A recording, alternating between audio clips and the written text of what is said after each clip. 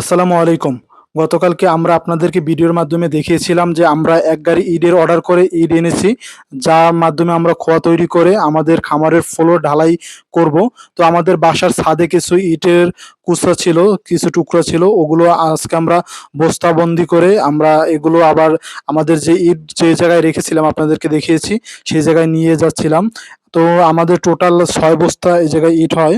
তো আমাদের বাসা হলো দোতলা বাসা। এই বাসা থেকে নিচ পর্যন্ত ইটের বস্তাগুলো আমি মাথায় নিয়ে নামানোর চেষ্টা করেছিলাম। এটা হলো আমাদের ছাদ বাগান।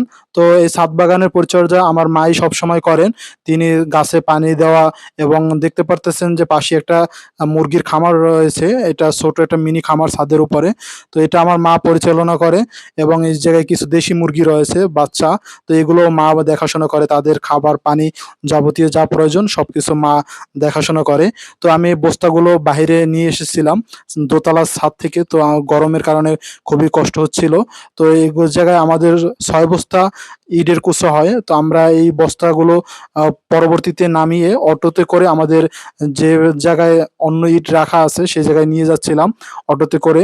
তো এখান থেকে আমাদের ১/২ কিলোমিটার আমাদের বাসা থেকে অন্য বাসা। এটা টোটালটা একটা বাজার।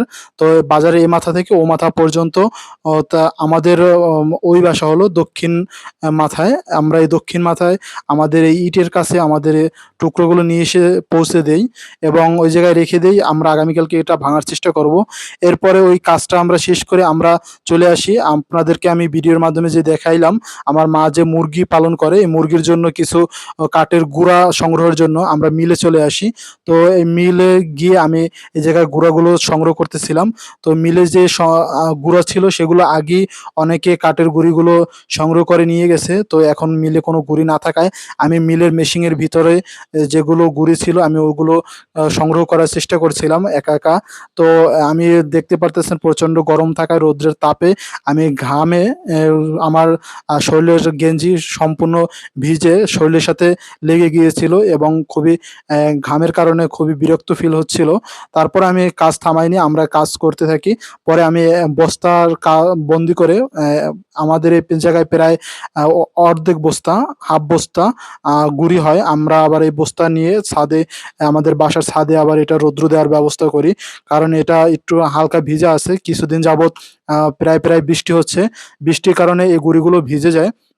তো আমরা মুরগির খামারে বা মুরগির জন্য এগুলো দিতে গেলে অবশ্যই শুকনো করে দিতে হবে। নয়তো এর মাধ্যমে মুরগিতে রোগ জীবাণু ছড়াবে। তাই আমরা এগুলো সংগ্রহ করতেছিলাম। এটা একটু শুকনো আছে কারণ হলো যে এটা মিলের ভিতরে ছিল, ঘরের ভিতরে, যার কারণে বৃষ্টি অতটা বেশি লাগেনি। তাই আমরা এগুলো শুকনো দেখে কালেক্ট করার চেষ্টা করেছিলাম। তো ইনশাল্লাহ আমরা এটা কালেক্ট করে সম্পূর্ণভাবে আমরা বাসায় নিয়ে যাই। সকলে আমাদের জন্য দোয়া করবেন। আল্লাহ যেন আমাদের কাজে সবসময় বরকত দান করে। সকলকে ধন্যবাদ জানাই। আসসালামু আলাইকুম।